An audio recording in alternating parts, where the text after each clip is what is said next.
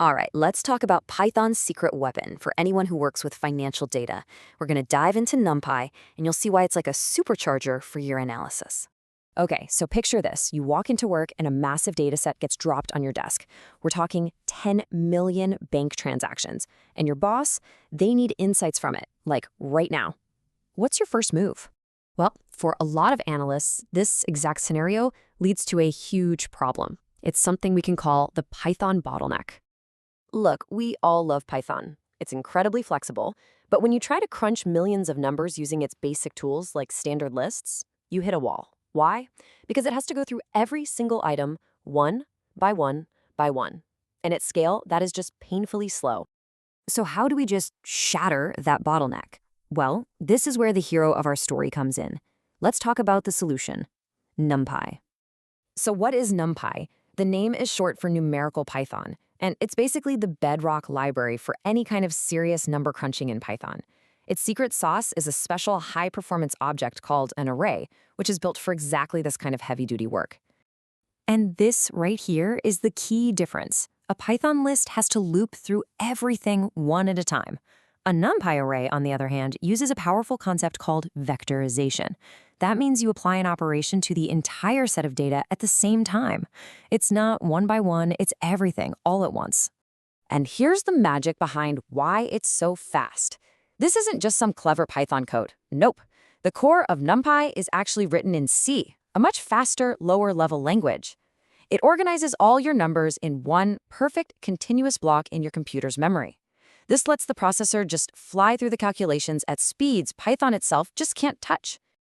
So what does that all translate to in the real world? How about a speedup of up to 50 times over standard Python lists? Yeah, you heard me right, 50.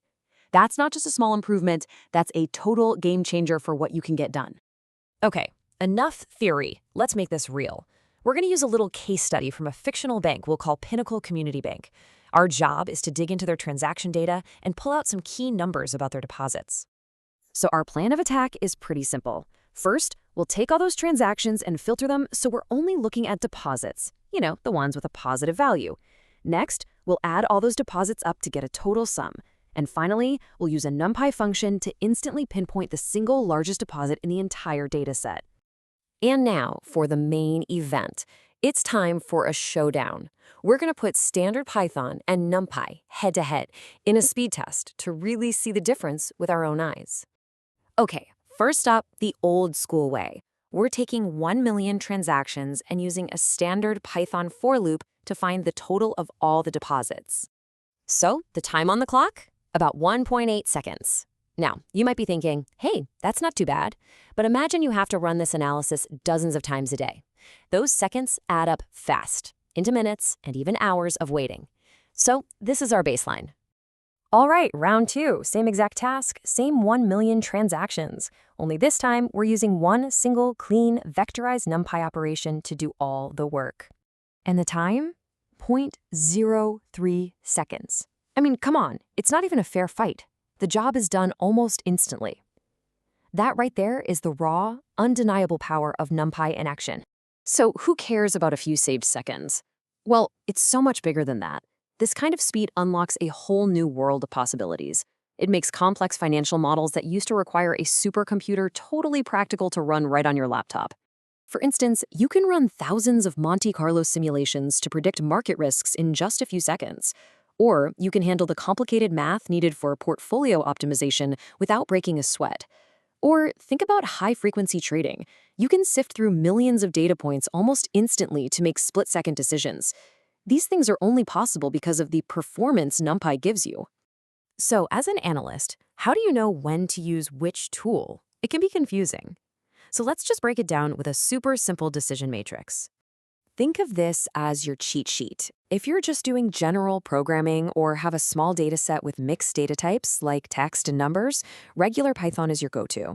But the moment you have a massive, purely numerical data set and you need to do heavy math, NumPy is the undisputed king. And what about tables, like a spreadsheet with names, dates, and numbers? Well, that's when you bring in a tool like Pandas, which, by the way, is actually built right on top of NumPy's powerful engine. So here's the bottom line. The one thing to really take away from all this. When you are dealing with large-scale numerical data, NumPy isn't just another library you could use. It is the absolute, essential foundation for doing fast, efficient analysis. Period. Which leaves us with one final thought. Once you're no longer limited by how fast your code runs, once that barrier is gone, what new, bigger, more ambitious questions are you going to start asking of your data? That's the real power NumPy gives you.